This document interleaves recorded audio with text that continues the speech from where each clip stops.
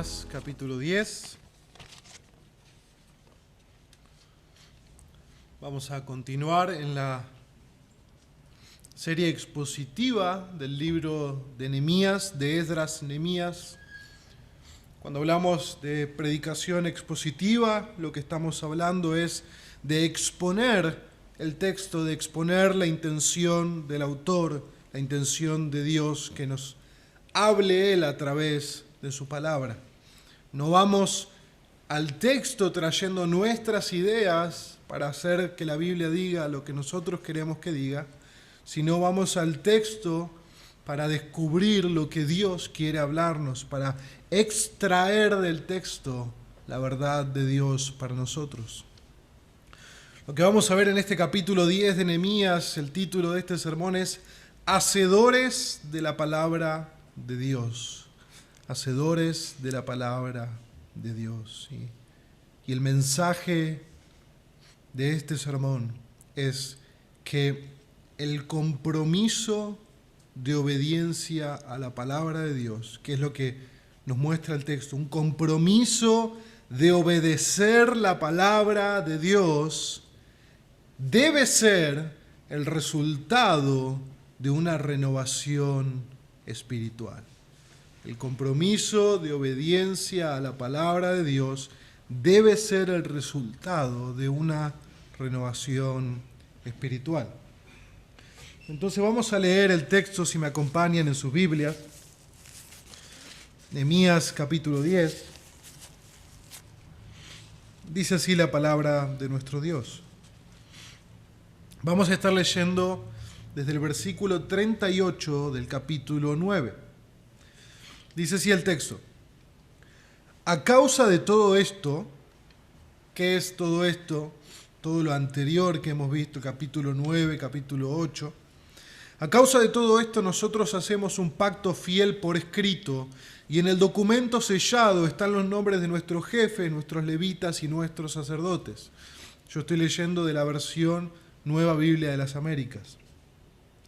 En el documento sellado estaban los nombres de Nehemías el gobernador, hijo de Acalías, y Sedequías, Seraías, Azarías, Jeremías, Pasur, Amarías, Malquías, Atús, Sebanías, Maluc, Arim, Meremot, Obadías, Daniel, Ginetón, Baruc, Mesulam, Abías, Mijamín, Maasías, Bilgaí y Semaías. Estos eran los sacerdotes. Versículo 9. Y los levitas, Jesúa, hijo de Asanías, Binuí, de los hijos de Genadad, Cadmiel, también sus hermanos Sebanías, Jodías, Kelita, Pelaías, Hanán, Micaía, Rehob, Hasabías, Sacur, Serebías, Sebanías, Jodías, Baní y Beninú. Ahora los jefes del pueblo, Paros, Pahat, Moab, Elav, Satu, Bani, Buni, Asgad, Bebai, Adonías, Bigbai, Adin, Ater, Ezequías, Asur, Jodías, Asum, Jasum, Besaí, Harif, Anatot, Nebai, Macpías, Mesulam, Hesir, Mesesabeel, Sadoc, Jadúa, Pelatías, Hanán, Anaías, Oseas, Hananías, Jasub, Halojes, Pilja, Sobek, Rehum, Hasabna, Maasías, Agías, Hanán, Anán, Maluc, Arim y Baana. Versículo 28.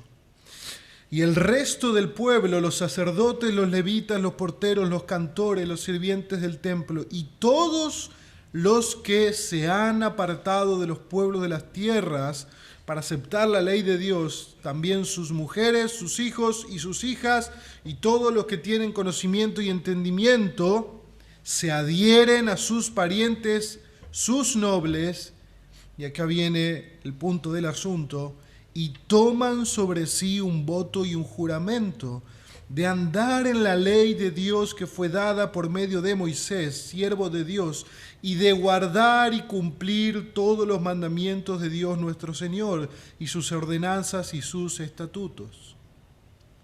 y que no daremos nuestras hijas a los pueblos de la tierra, ni tomaremos a sus hijas para nuestros hijos. En cuanto a los pueblos de la tierra que traigan mercancías o cualquier clase de grano para vender en el día de reposo, no compraremos de ellos en día de reposo ni en día santo. También renunciaremos a las cosechas de año séptimo y a la exigencia de toda deuda. Además, nos imponemos la obligación de contribuir con 1/3 de un ciclo al año para el servicio de la casa de nuestro Dios, para los panes de la proposición y la ofrenda continua de cereal, para el holocausto continuo, los días de reposo, las lunas nuevas y las fiestas señaladas, para las cosas sagradas, para la ofrenda por el pecado, para hacer expiación de Israel y para toda la obra de la casa de nuestro Dios. Asimismo, echamos suertes para la provisión de madera entre los sacerdotes, los levitas y el pueblo, para que la traigan a la casa de nuestro Dios, conforme a nuestras casas paternas, en los tiempos fijados cada año, para quemar sobre el altar del Señor nuestro Dios, como está escrito en la ley. Además, nos hemos propuesto traer cada año de los primeros frutos de nuestra tierra y los primeros frutos de todo árbol a la casa del Señor, y traer a la casa de nuestro Dios los primogénitos de nuestros hijos y de nuestros ganados, como está escrito en la ley. Los primogénitos de nuestras vacas y de nuestras ovejas son para los sacerdotes que ministran en la casa de nuestro Dios.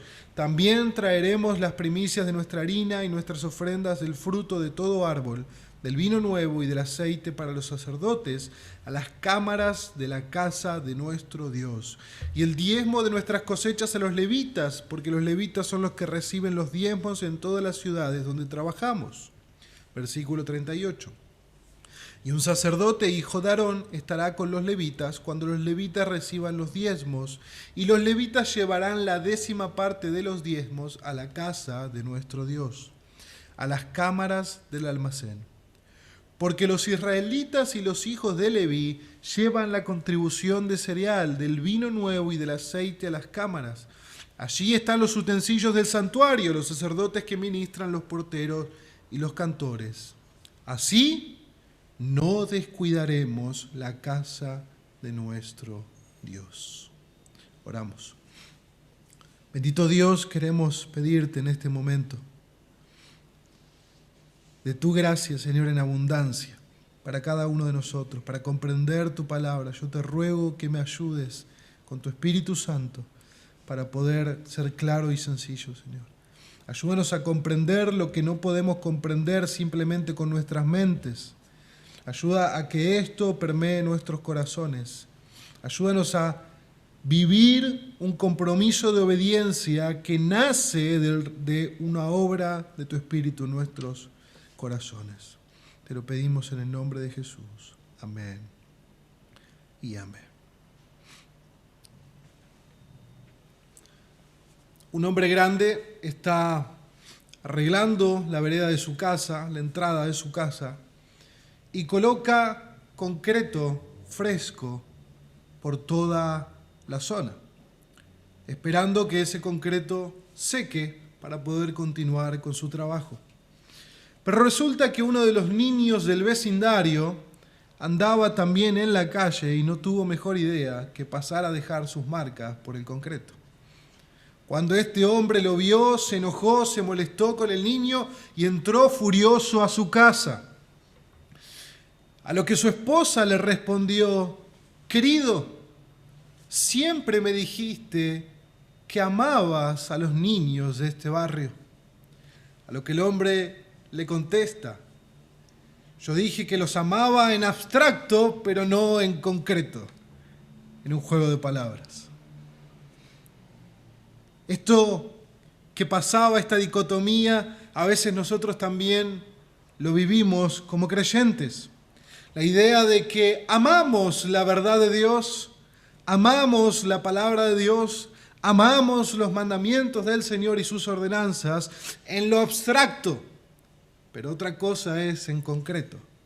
Otra cosa es cuando tenemos que hacer cambios en nuestra manera de vivir porque tenemos un compromiso con la palabra de Dios. Tenemos que ser hacedores de la palabra de Dios y no tan solo oidores. Y eso es lo que vamos a ver en este pasaje. Cuando nosotros miramos el capítulo anterior, si hacemos un simple vuelo de pájaro de los acontecimientos, vamos a ver que en el capítulo 8 fuimos expuestos a la palabra de Dios.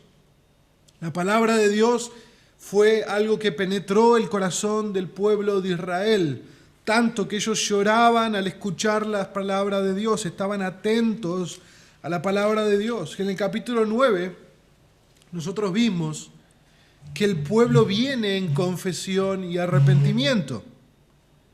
En una confesión y arrepentimiento que nació ¿de dónde? Del capítulo 8, ¿verdad? De estar expuestos a la palabra de Dios. Pero no podemos quedarnos simplemente con la confesión y el arrepentimiento, con el dolor por el pecado. Alguien dijo que en una ocasión, en una iglesia, en una reunión de oración, había varios hermanos orando, y había uno de estos hermanos que siempre repetía al final de su oración y decía: Señor, te pido que limpies las telarañas de mi vida. Nuevamente en la próxima reunión de oración terminaba: Señor, te pido que limpies todas las telarañas de mi corazón, de mi vida. Había uno de los hermanos que estaba con él cada domingo y lo veía un poco incrédulo de sus palabras, porque con sus palabras él decía al Señor que limpie las telarañas de su vida, pero su manera de vivir era completamente distinta. A lo que en la semana siguiente, cuando estuvo la reunión de oración y este hermano nuevamente, enfáticamente y públicamente decía: Señor, te ruego que limpie las telarañas de mi vida, el otro hermano interrumpió y dijo: y Señor, te ruego que mates a la araña. El punto es que no podemos simplemente, por más bueno que sea, estar en una actitud de confesión, en oración de confesión, como vimos en todo el capítulo 9, si no hay algo en concreto que vamos a hacer para cambiar. No tiene sentido venir al Señor en confesión, en arrepentimiento, en oración, pidiéndole al Señor que nos limpie de las telarañas de nuestra vida si no estamos dispuestos en matar a la araña, si no estamos dispuestos en hacer cosas concretas para obedecer a la palabra de Dios. Lo que vamos a ver entonces en el capítulo 10, y lo vamos a dividir en 3 partes, es un compromiso con la palabra de Dios que comienza con los líderes. Eso es lo que nosotros vemos en los primeros 27 versículos. Un compromiso con la palabra que comienza con los líderes. En el versículo 29 vemos que el compromiso es con la palabra de Dios, basado en la palabra de Dios. Y luego vamos a ver en el resto del capítulo que es un compromiso de obediencia ineludible. Es un compromiso de obediencia ineludible. Cuando miramos entonces el versículo 38, no debemos perder de vista las primeras palabras. A causa de todo esto, nosotros hacemos un pacto fiel por escrito. La obediencia a la palabra de Dios y el compromiso a la palabra de Dios no nace de una actitud meramente legalista, de una actitud de querer ganar el favor de Dios simplemente por mis acciones, o querer tener una autojusticia propia donde por lo que yo hago entonces me siento bien delante de Dios. Nosotros tenemos que mirar el capítulo 10 a la luz del capítulo 9. Yo les mencioné que no podríamos tener un capítulo 9 sin un capítulo 8, y tampoco podemos tener un capítulo 10 sin un capítulo 9 y un capítulo 8. ¿Por qué? Porque el cambio es el resultado de la obra de Dios en el corazón. El cambio es el resultado de la obra de Dios en el corazón. El compromiso de obediencia nace de una renovación espiritual. El compromiso de obediencia a Dios nace por la obra del Espíritu, por su palabra en mi corazón. Nosotros no podemos forzar de una manera legalista que obedezcamos la palabra si nuestro corazón no está en ello. Nosotros podríamos tranquilamente levantarnos todos los días y pasar 15, 20 minutos en la palabra de Dios, todos los días religiosamente, y no dejar que esa palabra obre en nuestros corazones. Y no dejar que esa palabra obre en nuestros corazones. Pero si vamos a tener un compromiso con la palabra de Dios, tiene que empezar por los líderes. Fíjense el capítulo 10, versículo 1. ¿Cuáles son los primeros dos nombres que aparecen? Nehemías, gobernador, y Sedequías. Probablemente Sedequías era el líder de los sacerdotes. Nosotros tenemos acá a las personas más importantes, al liderazgo que tiene más responsabilidad sobre todo el pueblo de Israel, que son los primeros que firman el acuerdo, el pacto de obedecer al Señor. Siempre tiene que comenzar por el liderazgo. Son 22 nombres de familias sacerdotales, seguido por 17 nombres de familias de levitas y seguido por 44 nombres de los jefes de casas paternas, los jefes del pueblo. Si entonces miramos, cada uno de estos listados corresponde a los líderes de los sacerdotes, de los levitas y de las familias. Queridos hermanos y aquellos que nos acompañan, si los líderes viven en hipocresía, ¿qué se puede esperar de los que están bajo su cuidado? Pastores, diáconos, líderes y padres de familia, todos ellos son llamados a establecer un estándar y un ejemplo en la obediencia a la palabra de Dios. Les hablo a mis hermanos que están presentes en la iglesia, a mis hermanos que están por Zoom, a todos aquellos que son padres de familia, que ocupan un rol de liderazgo en la iglesia y en sus hogares. Somos llamados a establecer el ejemplo de vivir en obediencia a la palabra de Dios. Debemos ser los primeros que estamos dispuestos a firmar este tratado de andar en la ley de Dios. Lamentablemente, tenemos muchos ejemplos en la Escritura de líderes y padres de familia que no siguieron ese ejemplo de obediencia. Tenemos dos que me vienen a la mente. El ejemplo del sacerdote Elí. Elí fue muy blando con respecto a establecer el ejemplo de vivir a la luz de la palabra, tanto que sus hijos eran un escándalo para todo el pueblo de Israel. Seguido a ello tenemos el ejemplo de Saúl, el rey Saúl. Cuando él, como rey, simpatiza con Dios, simpatiza con la palabra, pero cuando las papas queman, Saúl es el primero en torcer la verdad de Dios y en cambiarla. Nosotros vemos que el conocer la palabra de Dios, el tener un lugar de liderazgo, sea en una familia, sea en la iglesia, no es igual a ser un ejemplo de obediencia a la palabra.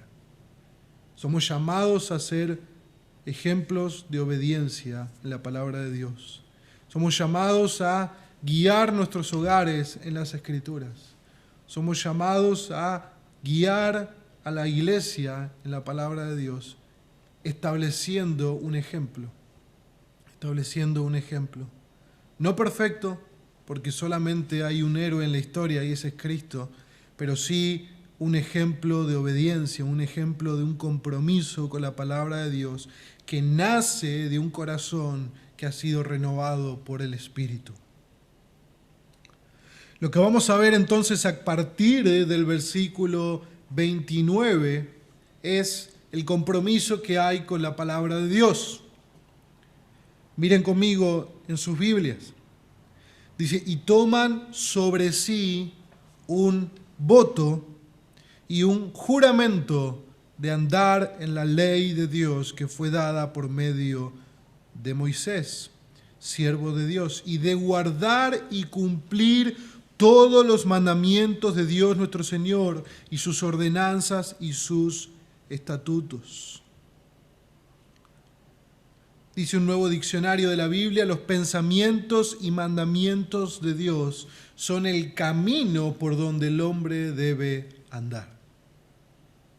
Esta palabra andar en el Antiguo Testamento, cuando está asociada a la ley de Dios, a los mandamientos de Dios, transmite la idea de un comportamiento, un sentido moral, como caminó Enoc con Dios.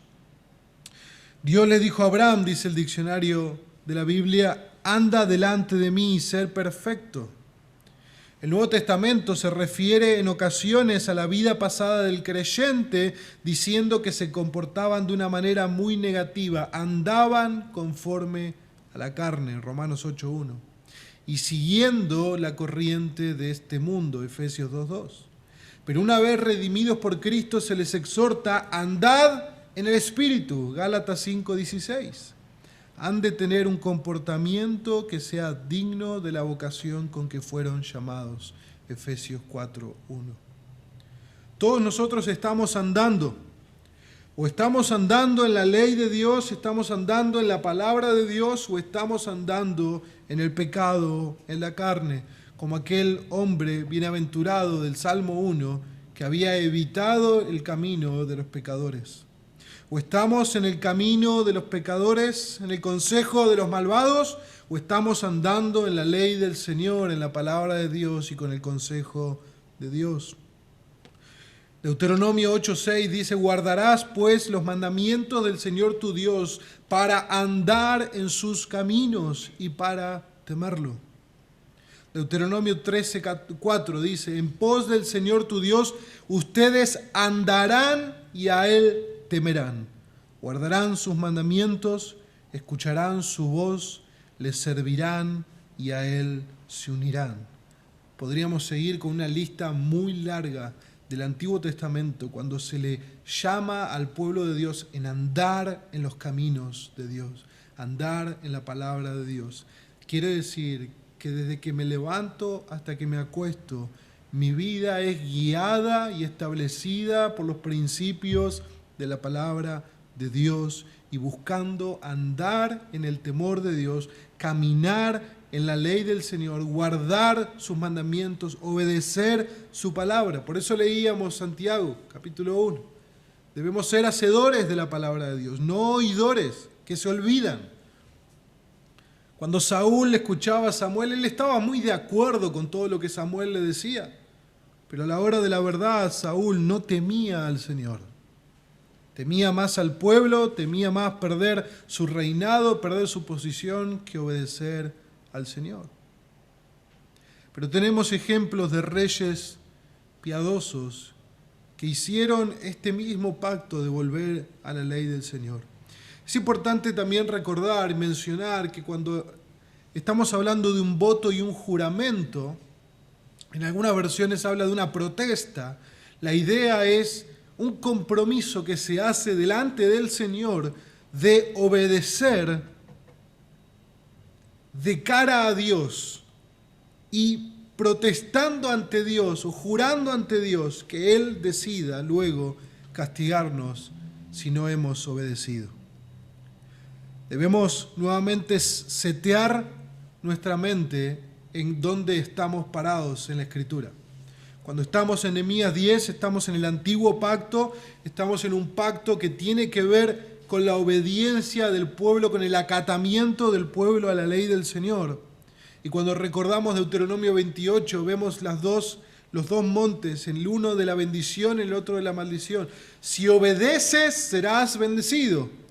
Si desobedeces, serás maldecido. Por lo tanto, el pueblo está haciendo un pacto con Dios, un juramento con Dios de volver a renovar el compromiso del pacto en el que ellos ya están. y del cual ellos han experimentado las maldiciones del pacto por causa de la desobediencia de sus padres. Eso lo vimos la semana pasada en Nehemías capítulo 9. Vimos históricamente, a lo largo de la historia del pueblo de Dios, cómo ellos se han rebelado ante el pacto y han sufrido las consecuencias. Ahora uno puede preguntar, entonces, nosotros como cristianos, si desobedecemos, ¿nos van a venir las maldiciones de Dios o nos va a venir el castigo de Dios? Bueno, Dios no puede castigar a un cristiano por su pecado. Y uno puede alarmarse un poco ante esa declaración, ¿verdad? Pero la Biblia dice que los pecados de aquellos que creen en Cristo han sido castigados en la cruz. Y ya no hay condenación para aquel que está en Cristo. Por lo tanto, nosotros no obedecemos a Dios para que no nos vengan cosas malas.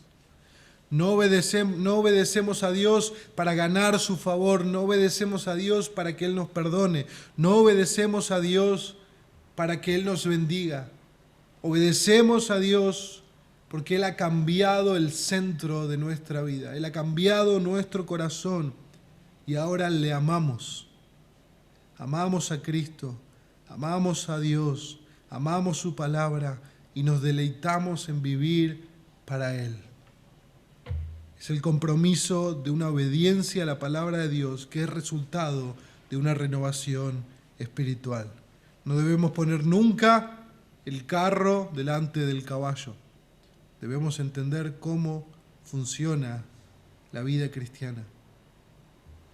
El rey Josías es un ejemplo de alguien que hace un pacto como líder de toda la nación de Israel de volver a la palabra de Dios. Si recordarán aquellos que han leído las Escrituras, Segunda de Reyes capítulo 23, verso 1 al 3, nos dice lo siguiente: entonces el rey mandó reunir con él a todos los ancianos de Judá y Jerusalén. Y el rey subió a la casa del Señor y con él todos los hombres de Judá, todos los habitantes de Jerusalén, los sacerdotes, los profetas y todo el pueblo, desde el menor hasta el mayor, y leyó en su presencia todas las palabras del libro del pacto que había sido hallado en la casa del Señor. Si recuerdan la historia, han encontrado el rollo de la ley en la casa del Señor, se lo han leído al rey, y el rey ha rasgado sus vestiduras y ha hecho lamento por la desobediencia al Señor. Versículo 3. Después el rey se puso en pie junto a una columna e hizo pacto delante del Señor, de andar en pos del Señor y de guardar sus mandamientos, sus testimonios, sus estatutos, con todo su corazón, con toda su alma, para cumplir las palabras de este pacto escritas en este libro. Y todo el pueblo confirmó el pacto. Nuevamente vemos que hay antecedentes y precedentes de un pueblo comprometido que se vuelve al Señor con un compromiso tácito, con un compromiso en concreto, no en abstracto, en concreto, de obedecer al Señor, de hacer lo que el Señor nos pide. Pablo, en el Nuevo Testamento, en 1 de Tesalonicenses 4, dice: por lo demás, hermanos, les rogamos y les exhortamos en el nombre del Señor Jesús. Fíjese la importancia, el tono que tiene su exhortación. Les rogamos y les exhortamos. No le estamos sugiriendo. Pablo no dice: les sugiero, si les parece, hacer lo siguiente. No, dice: les rogamos y les exhortamos en el Señor Jesús, que tal como han recibido de nosotros instrucciones acerca de la manera en que deben andar y agradar a Dios, como de hecho ya andan, así abunden en ello más y más. Cristianos somos llamados a andar en la palabra de Dios, a vivir conforme a las Escrituras. Leímos en 1 de Juan capítulo 2. El que dice que permanece en Él, en Cristo, ¿cómo debe andar? Como Él anduvo. El que dice que permanece en Él debe andar como Él anduvo. Y fíjese lo que leyó Nahuel, y en esto sabemos que hemos llegado a conocerle. ¿Cómo sabemos que hemos llegado a conocerle? Si guardamos sus mandamientos. Si guardamos sus mandamientos. Primera de Juan, nosotros vimos que hay 3 marcas generales que el apóstol está dando a las iglesias. La primera es la fe, la creencia correcta en el Cristo bíblico. La segunda es la obediencia real, práctica y concreta de la palabra. Y la tercera es el amor. Por lo tanto, el pueblo de Dios y aquel que es creyente vive andando en estas 3 marcas. La marca de la confianza en la persona de Jesús como el Hijo de Dios, la marca de la obediencia a la palabra de Dios y la marca del amor a sus hermanos, y todo eso motivado por lo que Cristo ha hecho por él. Debemos andar como Él anduvo. Esto es importante, que hagamos una examinación personal, una examinación de si esto es una realidad en nuestras vidas. Si nosotros, como creyentes, a la luz de la palabra de Dios, a la luz de lo que Dios hizo por nosotros, si nuestra reacción a eso, si nuestro resultado, si el fruto que se encuentra en nuestras vidas es una vida de obediencia, una vida de andar en la palabra de Dios. Dice un comentario bíblico de Nehemías, de Brown, lo siguiente: el pueblo se comprometía públicamente a cumplir todos los mandamientos de Dios, sus ordenanzas, sus estatutos. Proclamación que va seguida de una serie de formas específicas que habría que adoptar en su aplicación en distintos ámbitos de la existencia. El doméstico, los matrimonios mixtos. El comercial, los negocios en el sábado. El agrícola, la ley del séptimo año. El social, la cancelación de deudas. El religioso, la ayuda a la casa de Dios. El económico, las contribuciones regulares. Por último, ese pacto de Nehemías concluía con una muy apropiada recapitulación: no descuidaremos la casa de nuestro Dios. Fin de la cita. ¿Ven la progresión? ¿Estamos expuestos a la palabra de Dios? ¿La palabra de Dios obra en nuestros corazones? ¿Nos convence de pecado? El pecado nos duele y confesamos nuestro pecado. Nos arrepentimos de ese pecado y decimos: Señor, vamos a obedecerte, pero no nos quedamos ahí. Vamos a lo específico. Haré esto, haré esto, haré esto y no haré lo otro. ¿Ven cómo cierra el ciclo? Si nosotros tenemos confesión y arrepentimiento, pero no hay fruto, todo lo anterior fue en vano. Todo lo anterior fue en vano. Todo lo anterior no tuvo sustancia.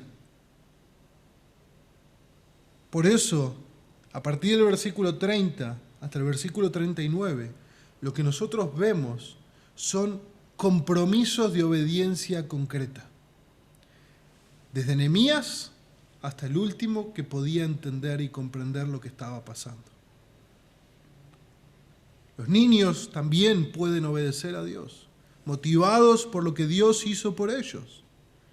Fíjense que el pasaje nos habla de que en el versículo 28, y todo el pueblo, las mujeres, sus hijos y sus hijas y todos los que tenían conocimiento y entendimiento. Así que si hay niños escuchándome y tienen conocimiento y entendimiento, ustedes pueden volver al Señor y comprometerse a una vida de obediencia por lo que Dios ha hecho por ustedes en la cruz. Nosotros necesitamos ponerle puntos a nuestra obediencia. Necesitamos armar una lista de cómo vamos a practicar la obediencia concreta. Nosotros vemos ahora en lo que queda de este capítulo aspectos de la vida más general del pueblo hacia los pueblos de la tierra, término que se repite 3 veces. Ellos se han apartado de los pueblos de la tierra, Y ahora en el versículo 30 dice, no daremos nuestras hijas a los pueblos de la tierra, ni tomaremos sus hijos para nosotros. Esto es algo que ya había pasado, si ustedes recuerdan anteriormente en el libro de Esdras. Esdras está en contra del pueblo y las familias se terminan dividiendo por causa de los matrimonios mixtos. El mandamiento de los matrimonios mixtos lo encontramos en Éxodo 34, 16, en Deuteronomio 7, 33, en Esdras capítulo 9, verso 1. Principalmente el problema de los matrimonios mixtos es la adoración exclusiva a Dios. Los matrimonios mixtos serían un gran peligro para el pueblo, para el corazón del pueblo, de prostituirse, de volverse a falsos dioses. Déjenme leerles Éxodo capítulo 34, versículo 16.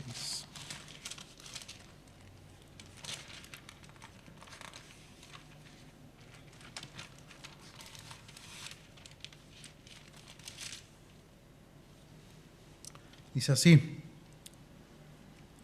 no hagas pacto con los habitantes de aquella tierra, no sea que cuando ellos se prostituyan con sus dioses y le ofrezcan sacrificios, alguien te invite y comas de su sacrificio, y tomes de sus hijas para tus hijos, y ellas se prostituyan con sus dioses, y hagan que también tus hijos se prostituyan con los dioses de ellas. Fíjense que el punto de los matrimonios mixtos no era que un israelita no pudiera casarse con una mujer de otro pueblo si esa mujer se entraba al pacto con el Señor. Tenemos el caso de Booz y Ruth, una moabita. Pero el punto era no apartarse de la exclusividad que Dios requería de su pueblo. Recuerden que el lema fundamental del pueblo de Israel se encontraba en en Deuteronomio 6. Escucha, oh Israel, el Señor vuestro Dios, el Señor uno es. Y amarás al Señor tu Dios con todo tu corazón, con toda tu mente y con todas tus fuerzas. Dios requiere una adoración exclusiva, no una adoración mixta, no una adoración de labios. El Señor habla en el libro de Isaías, este pueblo de labios me honra, pero su corazón está lejos de mí. Hay una dicotomía entre lo que se dice y lo que se hace. Hay una dicotomía en el corazón cuando nosotros no llevamos nuestras palabras a una obediencia concreta. Si nosotros tomamos un juramento de andar en la ley de Dios y luego vivimos de otra manera, entonces ese juramento carece de fundamento. Seguimos mirando el pasaje, entonces, luego tiene que ver con el día de reposo, con el día santo. Esto lo vemos en Éxodo capítulo 20, versículo 10, Levítico 23, versículo 3, donde nos habla de que 6 días trabajará, pero el 7º día descansará. Era un descanso ordenado por Dios, era un descanso que no solamente era para el israelita, sino también para su ganado, también para sus siervos, para los extranjeros que residían con Israel. Era un tiempo de adorar al Señor, era un tiempo de comunidad, era un tiempo de apartarse y separarse y marcar una separación con los pueblos alrededor, de tener toda la nación. Imagínense eso. Si nosotros estuviéramos en los mejores tiempos de Israel y viéramos un sábado, una nación que se detiene, y nos preguntáramos por qué se detiene esa nación en este día. Porque el Señor los ha librado de la esclavitud y el Señor les ha ordenado descansar en el 7º día. La idea del día de reposo es algo maravilloso. Es una imagen no solamente para el pueblo, sino para aquellos que los estaban mirando, de la prioridad que Dios tenía para el pueblo. Isaías 58, versículo 13 y 14 dice lo siguiente: si por causa del día de reposo apartas tu pie para no hacer lo que te plazca en mi día santo, y llamas al día de reposo delicia, al día santo del Señor, honorable, y lo honras, no siguiendo tus caminos, ni buscando tu placer, ni hablando de tus propios asuntos, entonces te deleitarás en el Señor y yo te haré cabalgar sobre las alturas de la tierra y te alimentaré con la heredad de tu padre Jacob porque la boca del Señor ha hablado. Fíjense el lenguaje que tiene esta profecía del Señor, esta palabra del Señor por boca de Isaías. Si llamas al día de reposo tu delicia, el día santo del Señor, honorable, le honras, no buscando tu propio placer, no buscando tus propios asuntos, entonces te deleitarás en el Señor. Nosotros no tenemos el sábado como el día de reposo, nosotros tenemos nuestro reposo en la obra de Cristo en la cruz. Pero nuestro día de adoración es el día domingo, el día de la resurrección de nuestro Señor, el día especial para congregarnos, el día especial para dedicarlo al Señor por completo. Deberíamos meditar en este pasaje de Isaías 58 y poder pensar cómo nosotros honramos el día del Señor, cómo nosotros honramos el día domingo. Si lo usamos simplemente para nuestros caminos y nuestros asuntos y nuestros placeres, como dice el pasaje, o estamos honrando, deleitándonos en el Señor, entendiendo que es un día para que nosotros disfrutemos de lo que el Dios hizo por nosotros, para que lo hagamos en comunidad, juntos. Hemos tenido días antes de la pandemia donde comenzábamos la mañana y pasábamos almorzando juntos en este lugar y compartíamos y nos gozábamos por lo que Dios estaba haciendo en medio nuestro. Dice un comentarista, el Señor les daba un día de descanso de manera que todas las naciones vecinas iban a enterarse del pacto que había entre Él y su pueblo, por encima de intereses comerciales, obligaciones domésticas, compromisos sociales. Para sus vecinos no creyentes, ese descanso era una proclamación de la primacía de Dios, su Señor, que había dispuesto que hubiera un día especial en la semana, y así iba a ser. Fin de la cita. ¿Qué pueden pensar las personas que no conocen a Dios, que viven alrededor nuestro, si nosotros ocupamos el día domingo para un montón de otras cosas en vez de congregar, en vez de estar con la comunidad de la fe, con la familia de la fe? Si lo ocupamos en asuntos por intereses comerciales, en otros compromisos sociales, y no estamos honrando el día del Señor. Nosotros debemos recordar siempre que nuestra motivación es el amor que Dios nos tuvo en la cruz. Luego vemos el renunciamiento a la cosecha del séptimo año, el no exigiremos el pago de deudas. Todo lo que estamos viendo acá, hermanos, era lo que la ley estipulaba para el pueblo. Todo lo que estipulaba la ley. Cada 7 años no se podía cosechar, había que dejar que todas las cosas siguieran su ritmo natural para que se alimentaran los animales del campo, se alimentaran aquellos que eran pobres, viudas, huérfanos. Debían 6 años trabajar y sembrar la tierra y el 7º año descansar. Luego también al cabo de 7 años habría remisión de deudas. Era una obra de misericordia, proclamando la remisión del Señor de nuestros pecados. Esto encontramos en Éxodo, en Deuteronomio.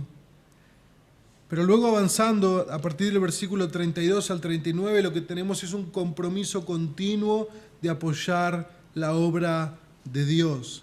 Si ustedes han prestado atención, nosotros vemos que se repite mucho el término la casa de nuestro Dios, la casa de nuestro Dios, la casa de nuestro Dios.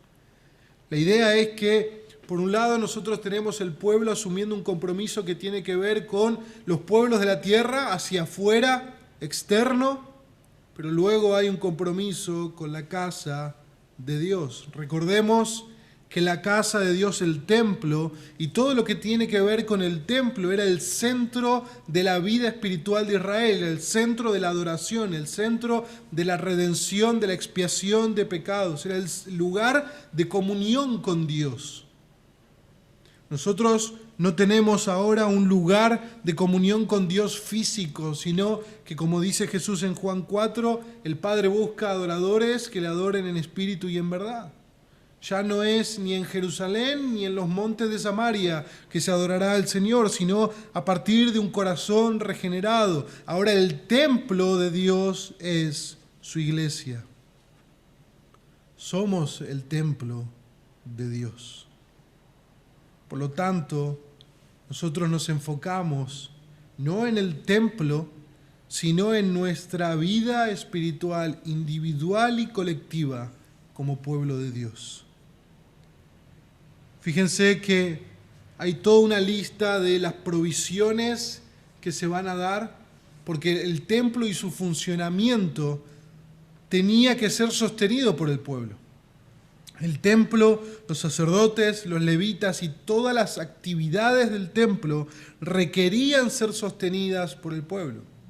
En ocasiones, cuando el pueblo no ofrendaba, cuando el pueblo no daba para el sostenimiento del templo y aquellos que servían, los sacerdotes y los levitas se iban a los campos a trabajar para dar de comer a sus familias y el pueblo perdía a estos servidores en la casa de Dios. Ellos se comprometen a dar la provisión, a contribuir, se imponen la obligación de contribuir que manda la palabra de Dios, para el servicio, para el pan, para la ofrenda, para el holocausto, para el día de reposo, para la luna nueva, para la fiesta, para las cosas sagradas, para las ofrendas del pecado y para toda la obra de la casa de nuestro Dios. Todo lo que se requería estaba siendo sostenido por el pueblo.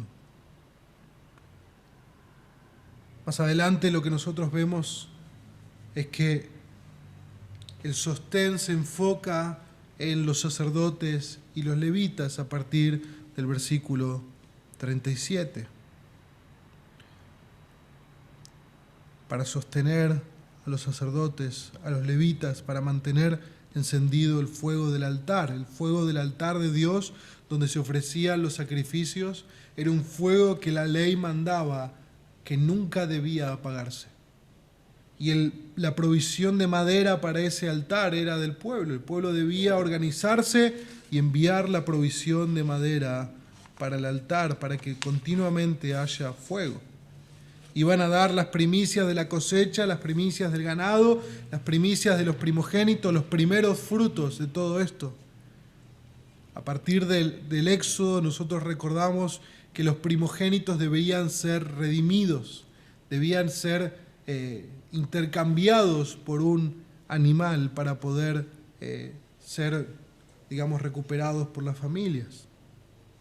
Éxodo 13 dice lo siguiente: y cuando el Señor te lleve a la tierra del cananeo, como te juró a ti y a tus padres, y te la dé, dedicarás al Señor todo primer nacido de la matriz, también todo primer nacido del ganado, y los machos le pertenecen al Señor, y todo primer nacido de asno lo redimirás con un cordero, pero si no lo redimes, quebrarás su cuello, y todo primogénito de todo hombre entre los hijos los redimirás.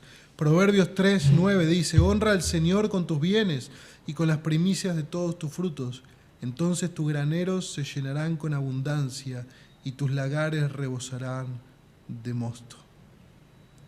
Había una primacía de Dios en todas las cosas. El principio que nosotros tenemos que extraer de todo esto es cómo nosotros estamos viviendo para Dios, cómo nosotros estamos andando en la palabra de Dios, y como creyentes del nuevo pacto, que somos el templo de Dios, debemos estar cuidándonos unos a otros y debemos estar con una prioridad en la iglesia local. Debemos tener una prioridad en la iglesia local, en poder servir en la congregación, en poder sostener en la congregación todas las actividades de la vida de la iglesia, de la familia de la fe, y todos aquellos que sirven en la familia de la fe. Hoy Dani estaba hablando de nuestro compromiso con las ofrendas, y este pasaje habla específicamente de eso. Una de las ventajas de la predicación expositiva consecutiva es que yo no elijo lo próximo que voy a predicar. Eso está acá en el texto.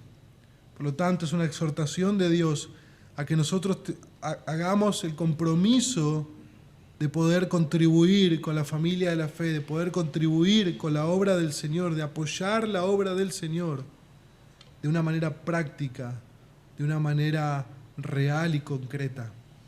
Fíjense que hay un plan específico, cómo se va a sostener cada cosa, cómo se va a proveer para cada cosa y cómo se va a sostener a los servidores, a los sacerdotes y los levitas.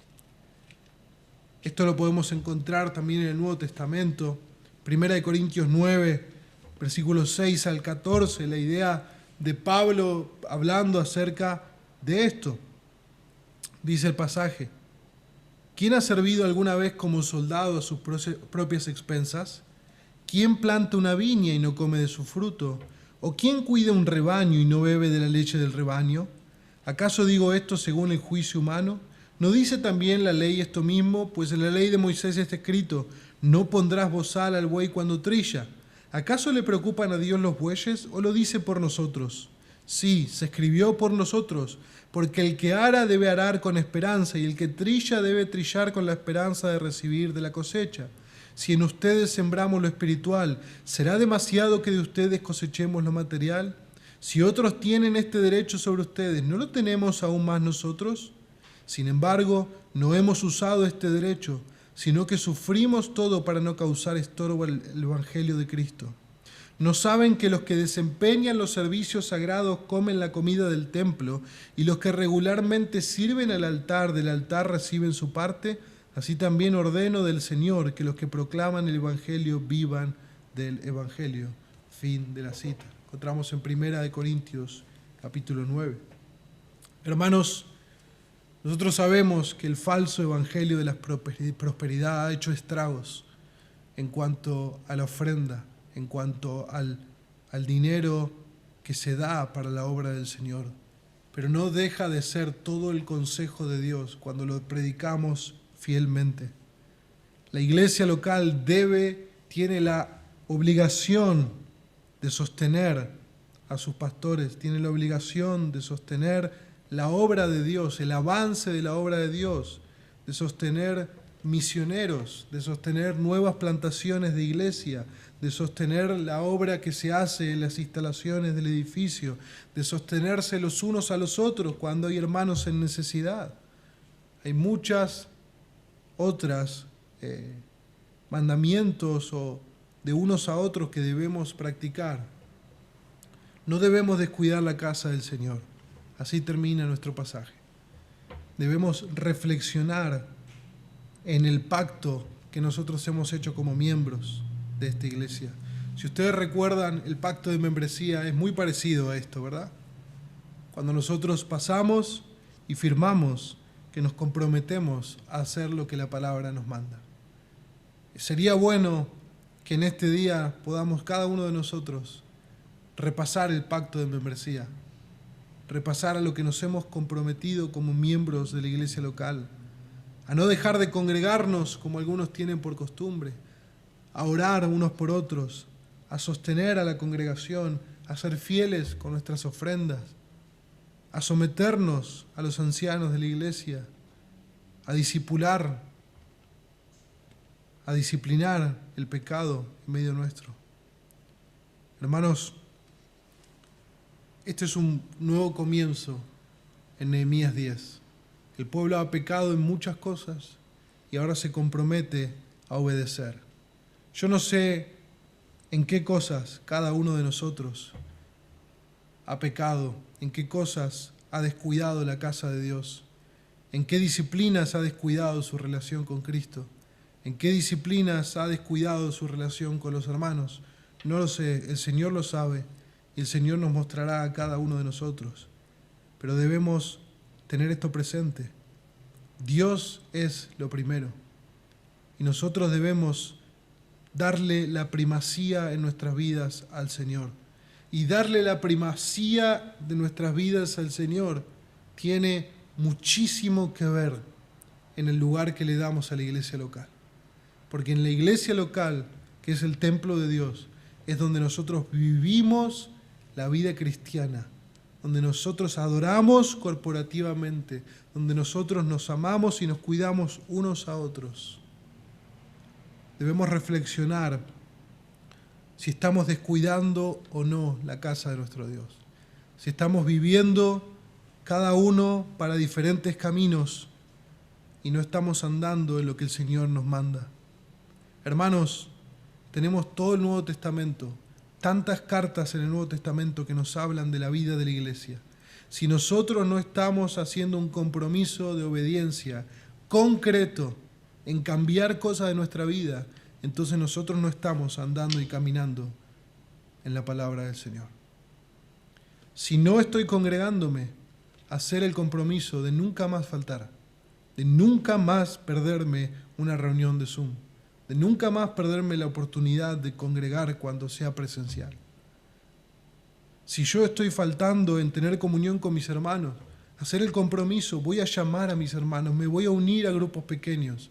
No dejarlo pasar, no hacerlo en abstracto, decir, pastor, sí, yo estoy de acuerdo con usted en todo lo que dijo, la verdad, una bendición, la palabra del Señor. Pero si usted no hace un compromiso concreto de obediencia, no sirve de nada. Es un oidor que se olvidó y no un hacedor de la palabra. El punto es hacer un compromiso fiel. Si no estoy orando, si no estoy leyendo la palabra, si no estoy en comunión con los hermanos, si no estoy asistiendo regularmente a la iglesia, si no estoy ofrendando con el compromiso que asumí, si no estoy siendo alguien que apoya a los demás hermanos que están en necesidad, o alguien que discipula a otros, o alguien que predica el evangelio a un no creyente. Hermanos, debemos meditar en estas cosas y asumir un compromiso concreto de obedecer la palabra de Dios. Porque recordemos que el compromiso de andar y de obedecer y de guardar y de cumplir nace por la obra de Dios en nuestros corazones, nace por lo que Dios ha hecho por medio de su palabra en nosotros. Y por la gracia de Dios hoy puede ser un nuevo comienzo para todos nosotros. Hoy puede ser un volver a empezar en comprometernos a obedecer la palabra de Dios, en no descuidar la casa de nuestro Dios, en no descuidar mi testimonio hacia afuera, en no descuidar lo que hago con lo que Dios me ha dado, con mi tiempo, con mis recursos, con mis dineros, con mis dones, con mis habilidades, sino enfocarme en el Señor, en lo que Él nos ha mandado y vivir para su gloria. Oramos al Señor. Padre bueno, te damos gracias por tu palabra y te pedimos que nos ayudes a asumir un compromiso en concreto de obediencia. Señor, cada uno de nosotros que podamos meditar en nuestro corazón por la obra de tu Espíritu y pensar en aspectos puntuales, específicos que necesitamos corregir por medio del poder de tu Espíritu. Señor, que pensemos en cada aspecto de todo lo que tú nos pides que hagamos en tu palabra y ver si estamos siendo fieles, con un corazón sincero, si estamos congregando fielmente como tu palabra nos manda, si estamos discipulando como tu palabra nos manda, si estamos en comunión con los hermanos como tu palabra nos manda, si estamos en sujeción a las autoridades de la iglesia como tu palabra nos manda, etcétera, etcétera, etcétera. Pero Señor, ayúdanos a poder asumir un compromiso, ayúdanos, Señor, a poder pedir ayuda si necesitamos para poder obedecer tu palabra. Pero que no nos quedemos indiferentes, Señor, que no nos quedemos como oidores olvidadizos que simplemente afirman con la cabeza y listo, siguen haciendo lo que ellos quieren o la vida que ellos llevan. Ayúdanos a hacer una examinación personal profunda, Señor. En el nombre de Jesús. Amén.